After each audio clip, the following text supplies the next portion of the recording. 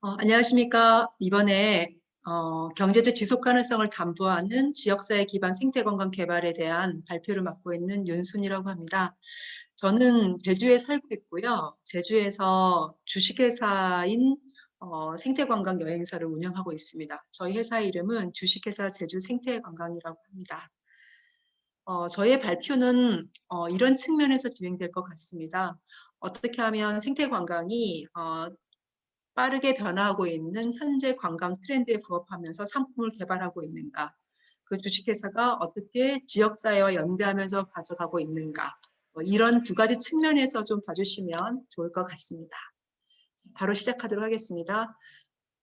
어, 저희가 생태관광 얘기하면서 가장 놓치고 있는 부분이 관광적인 측면인 것 같아요.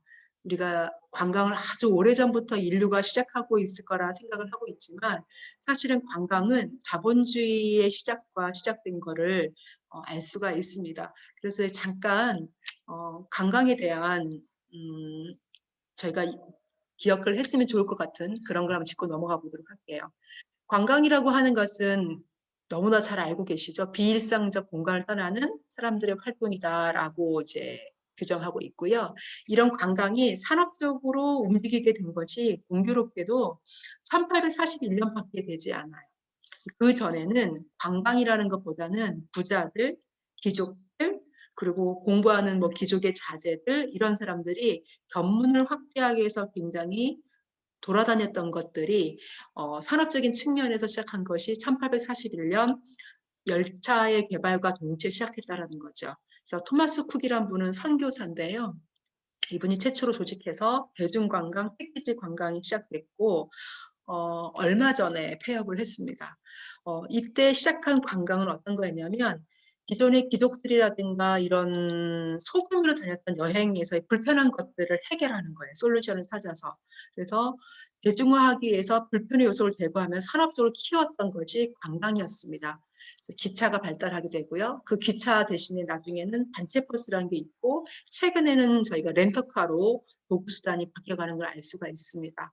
숙소도 마찬가지죠. 예전에는 여관의 개념의 숙소가 있다가 보다 더 많은 사람, 보다 더 편리한 시설을 만들기 위해서 호텔. 그러다 최근에는 다시 소규모화되면서 펜션 이렇게 진행됐다고 하고요. 오늘날의 관광이 확대됐던 것은 언제냐면 2차 대전, 세계대전 이후에 대중관광이 국제화 시작됐다고 합니다. 그렇다고 보면 관광이란 것은 역사가 5, 60년밖에 되지 않았다라고 생각할 수가 있거든요. 그래서 우리가 생각하는 생태관광은 그렇게 긴 역사도 아닌데 아닌 관광화에서 뭔가 대안적인 삶을 찾기 위해서 나왔다라고 생각하시면 될 것 같습니다. 그렇다면 제주 관광은 어떻게 됐나 한번 잠깐만 들여다볼게요. 제주 관광은 이러한 기조에 맞게끔 1965년에 국가 정책 아래 관광이 시작됐습니다. 많이들 가보셨을 겁니다. 1978년에 중릉 관광단지가 개장됐고 지금도 제주를 찾는 1,300만의 국내 관광객들이 한 50% 정도는 중문에 간다고 합니다. 이런 관광이 시작됐는데 1983년에는 관광객이 100만 명을 돌파했대요. 그리고 89년도에는 우리나라의 모든 신혼부부들은 제주에 꼭 한 번쯤 왔다 가는 그런 필수 코스가 됐죠. 그러던 관광이 2013년에는 1,000만 명을 돌파합니다. 30년 만에 10배로 증가한 거죠. 그리고 지금 최근에는 국내 관광객이 1,500만이라고 하고요.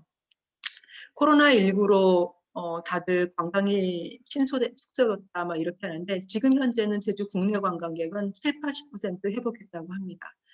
이런 관광 사람이 많이 찾아옴에 따라서 마케팅 포인트도 많이 바뀌었습니다. 아주 예전에는 제주가 신비의 섬이라고 많이 몰려졌고 그다음 80년대에는 환상의 섬 그래서 뭔가 낭만적인 섬을 많이 부각을 시켰고요. 그러다가 2000년대에 들어오면 약간 다성적인 목소리가 나와요. 제주도함을 강조하자. 그러면서 나왔던 게 1만 8천의 신이 있던 신들의 고향이다. 라고 하고 2010년대 되면서 제주가 유네스코 관련 브랜드들을 많이 획득하게 됩니다.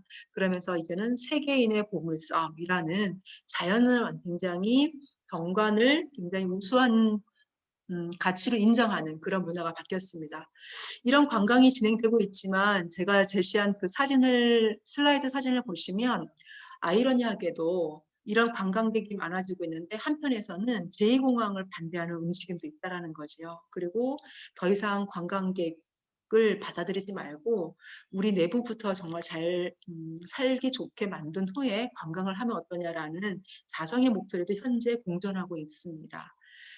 2020년에 한 1,500만이 왔다고 하는데요. 그중에 80%가 개별 관광객입니다. 여기에서 저희가 이 숫자의 중요함을 느껴야 되는 게 뭐냐면 생태 관광 이러면 체험을 해야 될 것이고 그리고 적은 숫자가 가면은 사람들이 체험을 할 수가 없으니까 모두들 단체 시장을 겨냥을 한단 말이죠. 그렇지만 여행을 하고 싶은 사람들, 그 현재 왕왕하게 여행을 진행되고 있는 사람들은 소수 규모로 움직이고 있다는 거예요. 그래서 우리가 프로그램 개발할 때라든가 마케팅 포인트를 찾을 적에는 생태관광도 이제는 소수를 겨냥하는 프로그램 개발이 필요하지 않겠느냐라고 생각을 해서 저희 회사는 소수의 프로그램 개발하는 그런 사례를 말씀드리려고 합니다. 이건 제가 한번 막연하게 스스로에게 질문을 던지는 겁니다.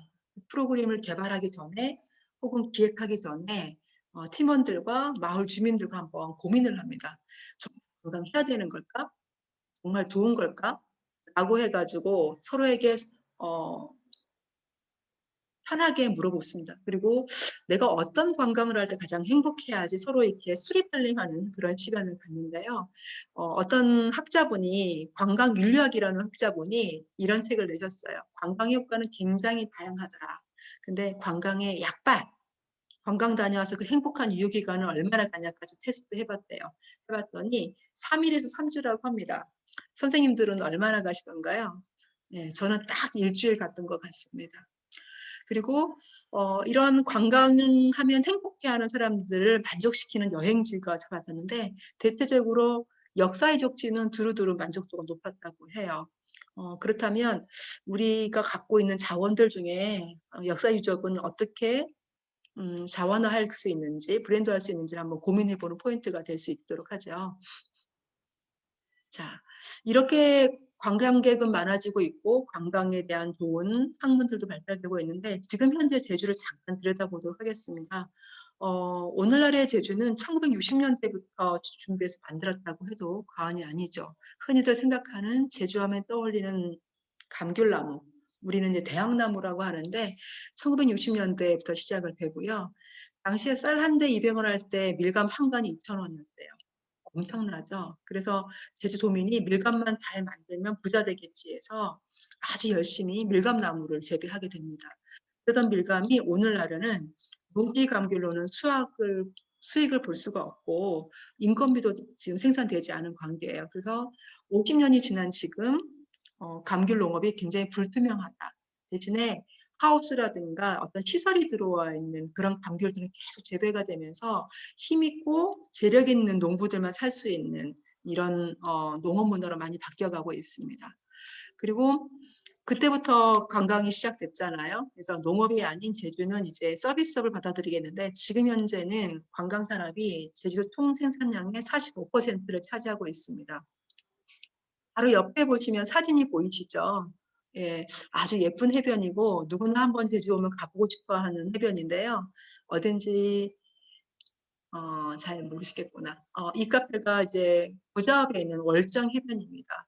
2014년에 이제 통계치도 나와 있고 하는데요. 제주에 지금 카페가 5천 개가 넘는다고 해요. 근데 2014년에는 1,000개가 있다고 합니다. 불과 지금 7년밖에 되지 않았는데 5배가 증가했다는 거죠. 그래서 이만큼 제주에 굉장히 많은 카페들이 많고 최근에는 카페 투어라는 검색어까지 나와 있을 만큼 많은 사람들이 풍광이 예쁜 카페를 찾아서 오는 그런 또 다른 관광의 양태가 진행되고 있기도 합니다. 이와 반면에 2010년부터 제주의 자연이 유네스코 생물권 보전지역, 세계자연유산, 세계지질공원, 그리고 람사르 습지 이런 브랜드를 많이 획득하게 되죠. 그래서 자연이 굉장히 풍요롭고 안정되고 보존됐구나라고 해서 많은 사람들이 그 자연 보러 오게끔 마케팅화하고 있기도 합니다. 여기에 또 한 가지 굉장히 많은 대한민국 국민들이 제주에서의 이주를 꿈꾸고 있는데요. 이 자료에 보면은 제주 지도가 있고 빨간 점들이 찍혀 있는 게 보이실 거예요. 이 점들은 중국인들이 사들인 토지를 표시합니다. 이게 2014년에 어느 교수님이 발표한 자료인데 지금 현재는 더 많이 있겠죠. 주로 보시면 해안을 중심으로 해가지고 많이 사들이고 있고요. 중국인들 뿐만이 아니라 국내 대한민국 사람들도 많이 오고 있는데 예쁜 해변인 그 월정리에 아주 어촌에 작은 식당이 하나 지금 매매가 나왔다고 하는데 그게 126대 1의 경매 경쟁률로 됐다고 합니다. 이렇게 제주는 지금 몸살을 앓고 있다고 해도 과언이 아닙니다.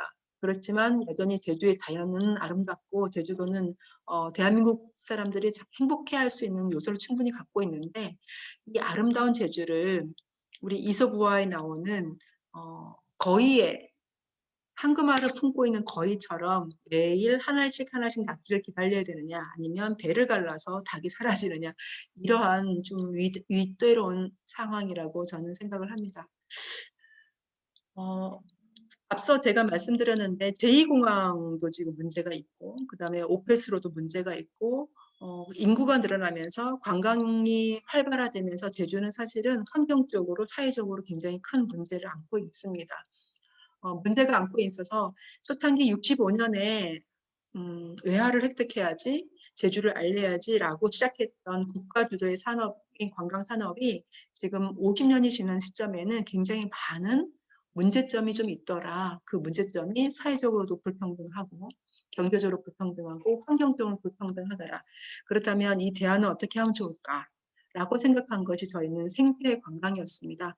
여기 계신 분들은 우리 생태 관광에 대한 개념은 충분히 잘 알고 계실 건데요.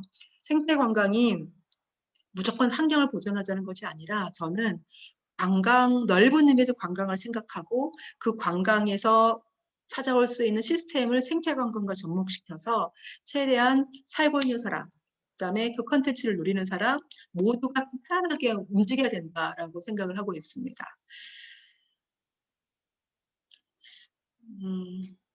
잠시만 생태 관광하면서 제주 자연을 어떻게 개발하고 어떻게 해야 될까 자원적 분석이 좀 필요해서 온라인으로만 제주도 관광을 좀 시켜드릴게요.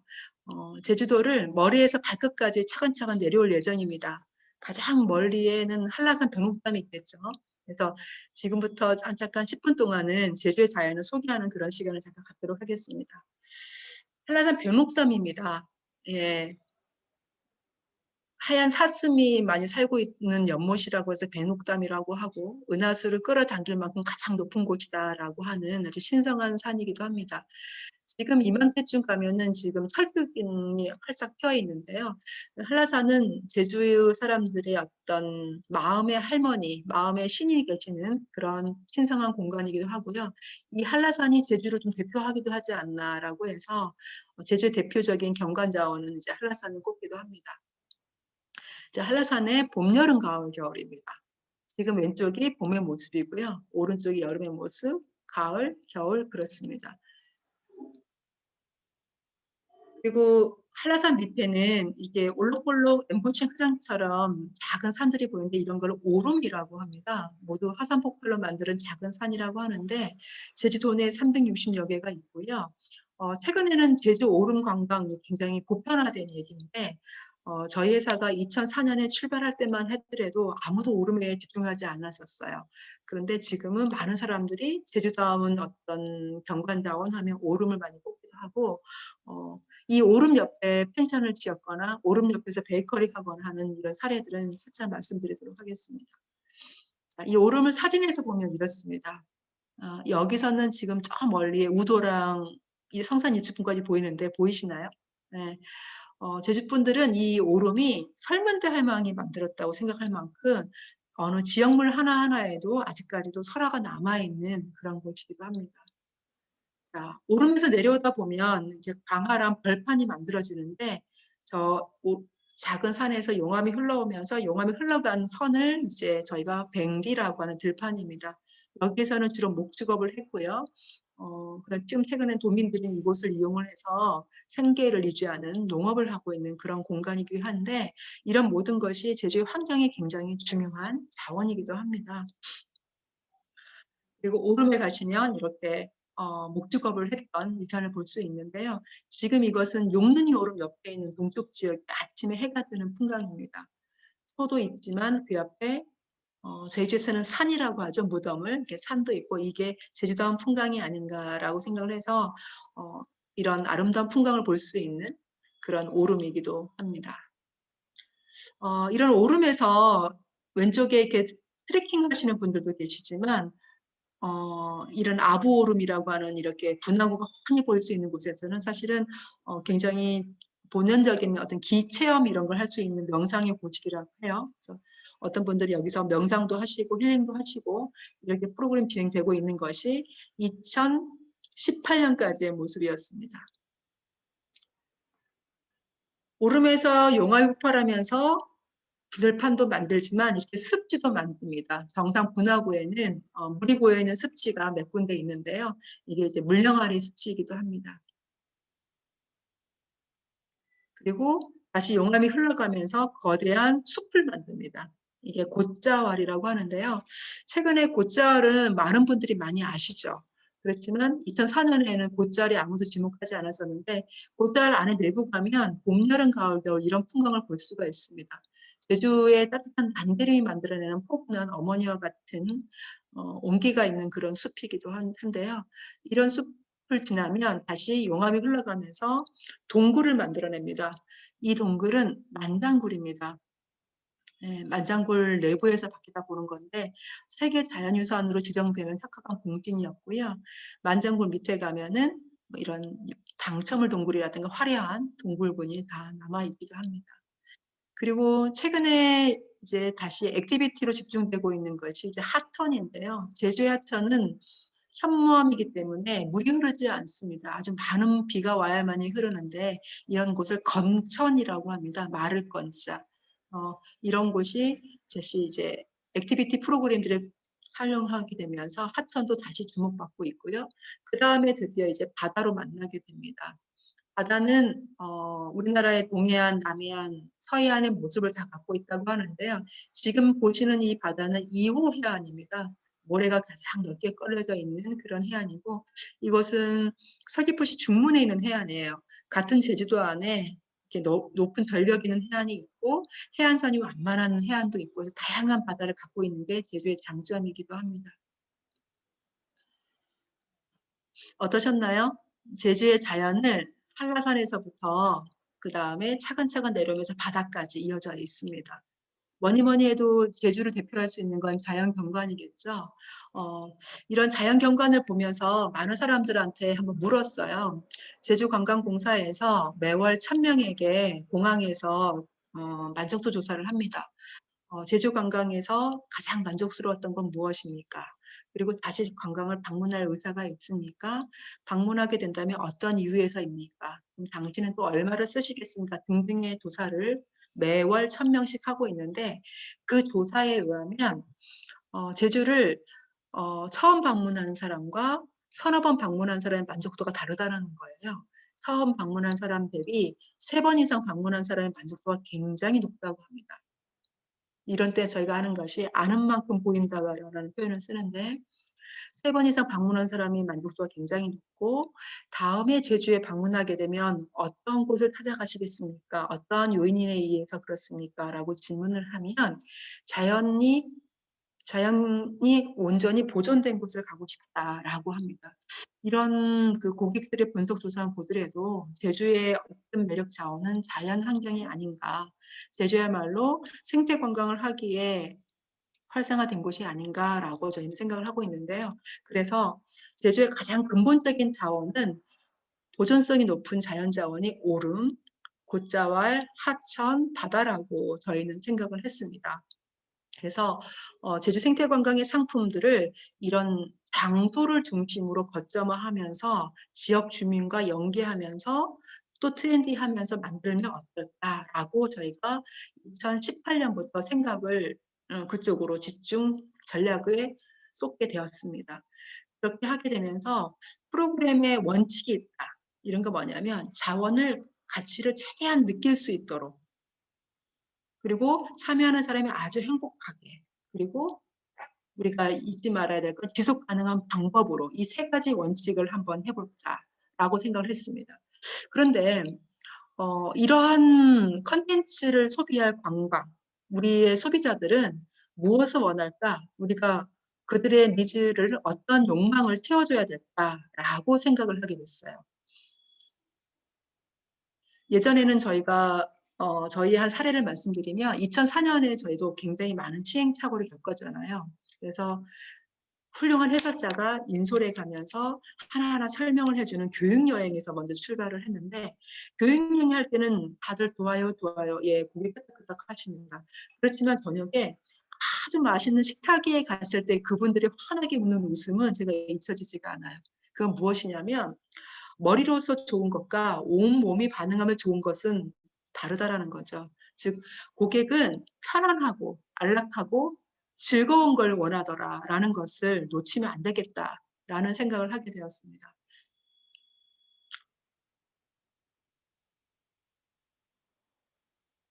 그래서 2018년부터 각종 데이터 분석을 하고 있는 자료들을 저희가 많이 참고를 해봤습니다. 봤더니 팬데믹 이후에 제주도 관광 수요의 그 여행자들의 변화가 확확하게 나는데요. 첫 번째, 그들이 희망하는 니즈는 건강, 그다음에 힐링, 치유라는 겁니다. 두 번째로는 이런 것들을 많이 가다 보니까 자연을 더 많이 찾게 되는데 대표적으로 많이 찾고 있는 게 숲이었어요. 숲이고 예전에 숲에 찾아오는 사람들의 구성은 주로 걷기를 좋아하는 중장년이 많이 왔다고 하면은 최근에는 가족 단위가 많이 온다라는 것이 구성원의 변화입니다.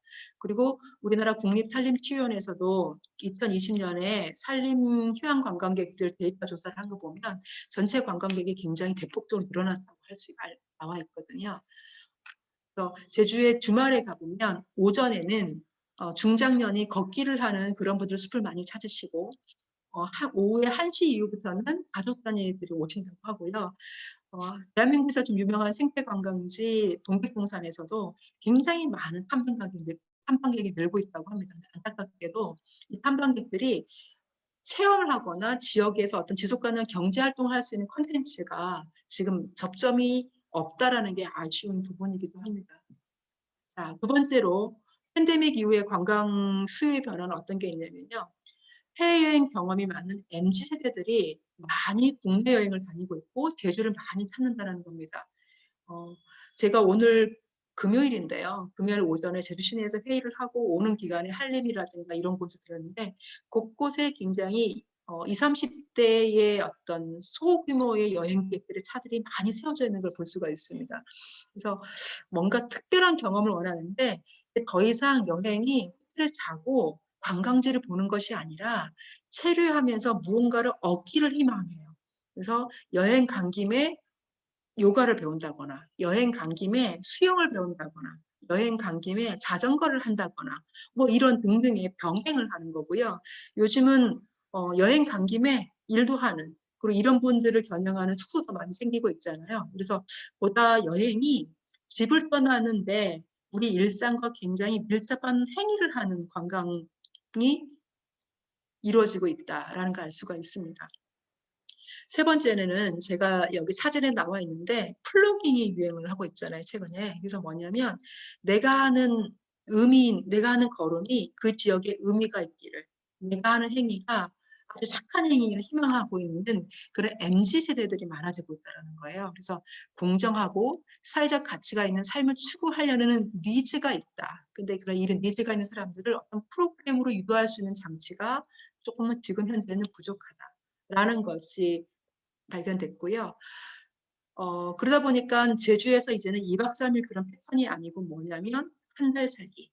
한 달인데 일주일씩 읍면을 병행하면서 가장 로컬다운 삶을 살고 싶어하는 그런 것들을 많이 달라지고 있고요. 무엇보다도 이제 인식이 여행이 관광이 한 번쯤 이렇게 떠나는 것이 아니라 나의 정서적 멘탈에 관리하는 데 굉장히 중요한 요소로 자리 잡아서 행복한 삶을 살기 위한 어떤 필수 조건으로 이제 여행이 자리 잡았다는 겁니다. 그래서 이런 수의 변화를 저희가 냉철하게 본 후에 프로그램과 접점을 해야 되지 않나라고 생각하고 있습니다. 지금부터는 이제 저희가 말씀드린 것처럼 제주의 주요한 자원에서 컨텐츠를 어떻게 개발하고 있는지 그 사례 중심으로 말씀드리려고 합니다. 첫 번째는 숲입니다. 곶자왈입니다. 저희는 이 곶자왈 가운데 지역 주민이 영농조합법인으로 있으면서 두 번째로는 천연기념물 보호조로 묶여져 있지 않아서 어떤 지속가능한 개발을 하더라도 덜 영향을 미칠 수 있는 공간을 찾아다녔어요. 그 공간이 저희는 머체화스로 결정을 했고요. 머체화 숲길 영농조합법인이 지역 주민의 법인이 있는데 그 법인과 저희랑 MOU를 맺어가지고 저희는 프로그램 개발로 들어가고 그 프로그램을 홍보 마케팅하는 그렇게 하고요. 거기에 강사들은 지역 주민 참여할 수도 있고 외부가 참여할 수도 있습니다. 많은 생태 관광지의 프로그램들을 살펴보면 지역 주민을 역량 강화시키고 지역 주민이 해설사하는 그런 것들이 많습니다. 로컬을 희망하는 관광에서는 저는 굉장히 필수적인 요건이라고 하는데 안타깝게도 지역 주민들은 이 업 이외에 생업이 있으시잖아요. 농업이라든가 본연의 직업이 있으시죠. 그러니까 지금은 생태관광 해설사만으로 이분들의 충분한 걸 보상을 못하기 때문에 두 개의 직업을 가질 수밖에 없는데 그러다 보니까 저희가 매딘 이상 인건비를 보전해줘야 되니까 이렇게 출발하게 돼요. 그러다 보면 소비자가 연락할 때 굉장히 불편하죠. 그래서 저도 한 5년 동안 이런 걸 매번 듣다가 이거를 해결할 수 있는 방법이 뭐가 있을까라고 해서 지역 주민에게 의존하는 것이 아니라 지역 주민은 간접 참여를 유도하고 오히려 이런 일자리를 희망하는 사람에게 일할 기회를 주고 그리고 지역 주민의 접합점을 좀 다른 쪽으로 찾아보자라고 약간 방향을 좀 바꿔서 진행을 했어요. 그게 바로 머지않숙길 영농조합법인에서의 사례이기도 합니다. 사진에 지금 이 장면을 보시면요. 사진에서는 이렇게 잘 나와 있지 않지만 이게 지금 트리 클라이밍 하고 있는 모습이에요. 제주도에서는 트리 클라이밍 하고 있는 것이 여기가 유일하고요. 전국적으로는 한 10개가 되지 않습니다. 산림에서 가장 액티비티하게 느낄 수 있는 컨텐츠가 좀 트리 클라이밍이라고 생각하는데요. 나무에 오를 적에 매듭을 하나하나 하면서 뭔가 경고함과 집중력을 요구할 수도 있고 나무를 타고 올라가면서 무중력의 체험을 하는 그야말로 산림에서 할 수 있는 아주 극대화한 희열을 느낄 수 있는 그런 프로그램이 하는데 문제는 이 프로그램을 배우기가 굉장히 어렵다라는 거죠. 저희 회사만 단독으로 하지 않고 머지않숙길과 저희가 조인을 해서 3박 4일간 육지부에서 강사를 토빙해서 강의를 진행을 했습니다. 처음에는 지역 주민들이 좋아할까라고 했다가 참가하신 분들이 40대에서 50대 다양한 연령의 10분 정도 참여하셨는데 다들 반응이 굉장히 좋으셨어요. 그 이유는 이렇게 활동적인 건 하겠다. 뭐 이렇게 이론만 듣는 수업은 싫은데 몸으로 할 수 있는 건 자기는 잘할 수 있다. 그리고 이거에만 묶이지 않고 그때그때 프로그램에 따라서 합류만 한다면 얼마든지 참여할 수 있다라고 굉장히 긍정적으로 수업은 시작됐고 끝까지 3박 4일 해서 마무리하긴 했는데 막상 프로그램 개발하고 오픈했더니 지역 주민들이 바쁘셔서 못 오셨어요. 이럴 때 저희가 이제 서브로 다른 이제 양성한 안내자들이 참여하고 있는데 일단은 이런 프로그램이 있어서 지역 주민들은 되게 만족도가 높으신 게 뭐냐면 우리 마을에서 나오고 있는 숲에서 우리 동네에만 유일하게 이 프로그램을 하고 있다라는 자부심도 굉장을 했고 두 번째로는 언제든지 내가 빈 시간에 농업이의 시간에 이 공간에 가서 연습을 하면서 나도 이 전문가가 될 수 있어 라는 거에 대해서 만족도가 높게 나왔습니다. 저는 곶자왈 숲을 이런 트리 클라이밍 콘텐츠만 있는 것이 아니라 앞서 이렇게 보시면 약간 정적인 걸 좋아하시는 분들을 위해서 해먹에서 그림책을 한다던가 해먹에서 스트레칭을 통해서 뭔가 몸을 이완시키던가 그다음 해먹에서 음악을 듣는다던가 이런 콘텐츠를 또 결합을 한 겁니다.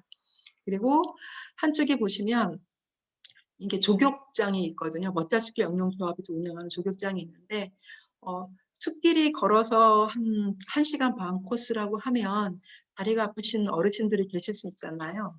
그럼 그런 분들은 이렇게 조격을 하면서 좀 취했다고 할 수도 있고, 어린아이들은, 청소년들은 이런 트리 클라이밍을 할 수도 있고, 혹은 중장년은 이렇게 조용히 자기와의 만남을 갖는 그런 정적인 프로그램도 갈 수 있지 않나라고 생각을 해서 이런 콘텐츠를 개발했는데, 이 콘텐츠를 개발할 때는 주제가 이거였습니다. 숲에서 일상의 로망을 실현하자.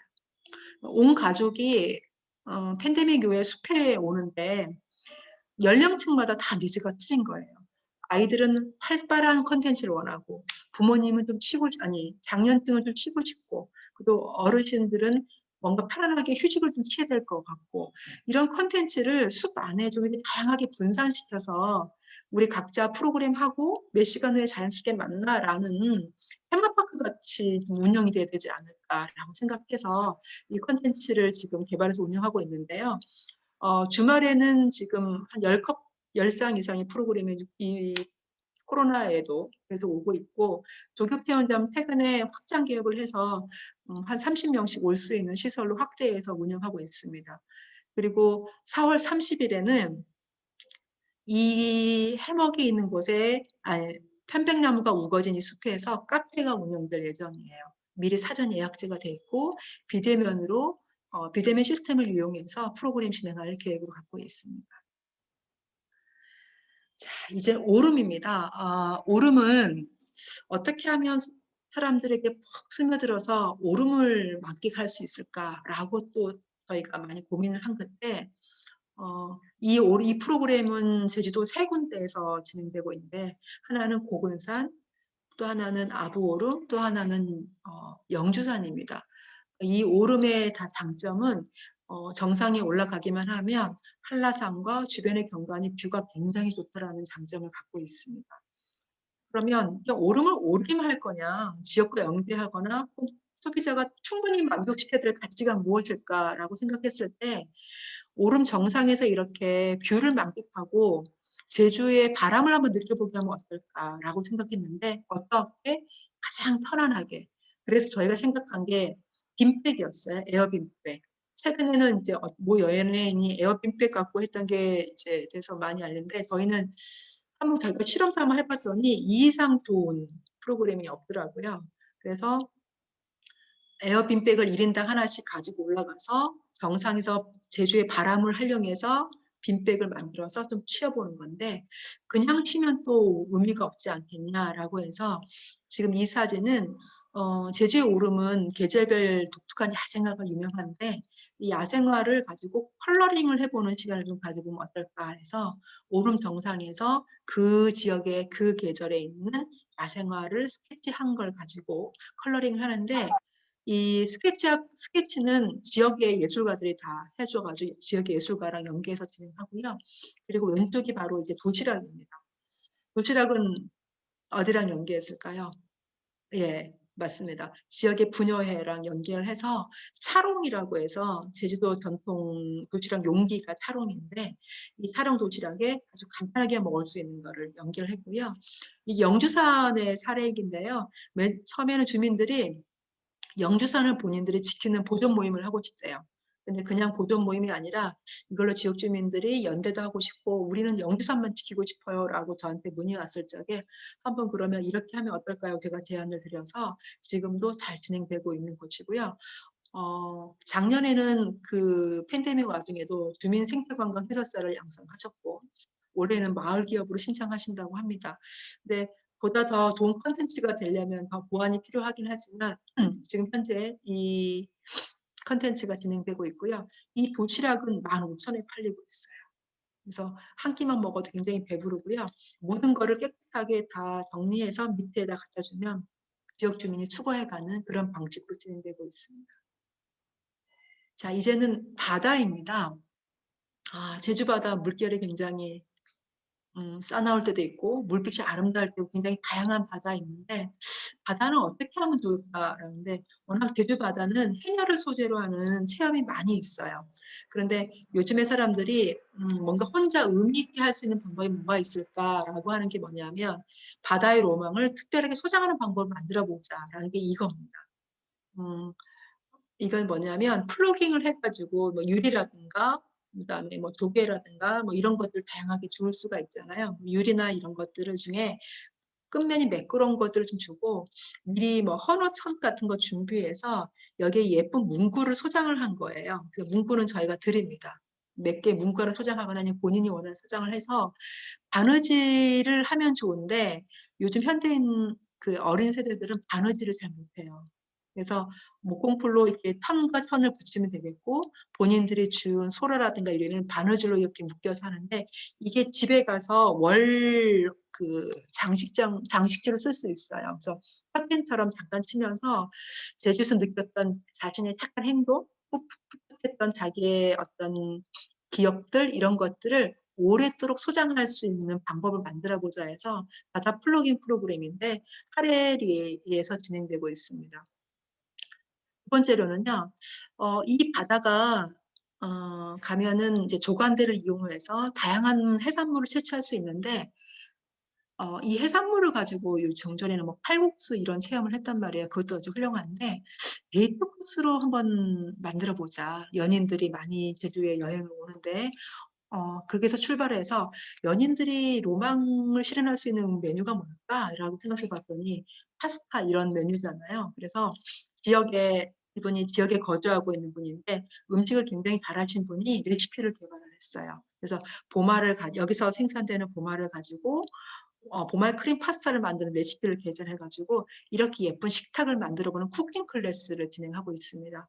그래서 프로그램이 총 3시간이 소요됩니다. 바다에 만나서 해산물을 1시간 동안 채취하고요. 물론 지역 주민이 따라 이분이 같이 동행을 하셔서 본인들이 어렸을 때 어떻게 잡았고 뭐 개는 어떻게 먹었고 라는 지역의 이야기를 해주죠. 진짜 로컬을 만나는 얘기고요. 그 다음에 차를 타고 예쁜 카페로 이동을 해서 차근차근 설명을 하면서 1인 1부엌처럼 운영하면서 이렇게 예쁜 음식을 갖고 프로그램 하는데 소요 시간이 총 3시간이고 이 프로그램은 5만 원이에요.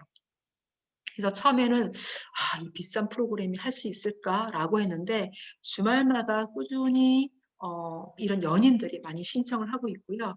최근에는 싱글 남성들이 1인 여행 와서 많이들 신청하는데 이 프로그램 해봤더니 가장 5명 이상을 할 때가 가장 아주 최적의 상황인데 그러면 안 할 거냐? 5명이 안 모이면 프로그램은 안 열리잖아요. 근데 저희가 합의하기를 아니다. 무조건 해보자. 그래서 지금은 1인부터 출발을 하고 있어서 어떤 날은 수익금이 적게 떨어지지만 또 어떻게는 많이 떨어지고 이런 식으로 하면서 지속 가능하게 운영하고 있고 이 프로그램이 진행된 결과 어떤 의미가 있냐면 이 한 사람이 지역에서 어, 직업을 얻었다라는 거예요. 그러니까 그러니까 어디 종속돼서 일을 하고 있지는 않지만 본인의 장점 그리고 그 지역을 떠나지 않고 자신이 좋아했던 그곳에서 자기의 특기를 살려서 소소하게 1인 원데이 클래스를 운영할 수 있다는 거죠. 저는 지역에서 이거 굉장히 의미 있다고 생각하거든요. 큰 기업을 유치하지 못하고 그래서 많은 일자리 뽑아낼 수 없지만 지역의 자원의 가치를 우수하게 여기는 사람이 그 가치를 제대로 살릴 수 있는 진정한 1인을 만드는 것이 어쩌면 지역에서의 생태 관광을 지속 가능할 수 있지 않나라고 생각하는데 지금은 이분이 굉장히 이 삶을 갖고 있는 게 만족해 하시고 계속 또 다른 레시피를 개발하고 그러면서 여행자의 만나는 접점을 찾아가고 있고 이걸 통해서 본인이 이 지역 주민이라는 걸 행복해하는 소소한 1인으로서 그렇게 살고 있고요. 이분이 본인 브랜드도 만들었어요. 그저라고 하는데요. 그저 파스타라고 검색하시면 바로 온라인에서 만나실 수 있을 겁니다. 네. 제가 3가지 사례를 말씀을 드렸어요. 아까 숲에서 했던 사례, 오름에서 했던 사례, 바다에서 했던, 이 외에 이제 하천에서 했던 사례도 있고 이런데요.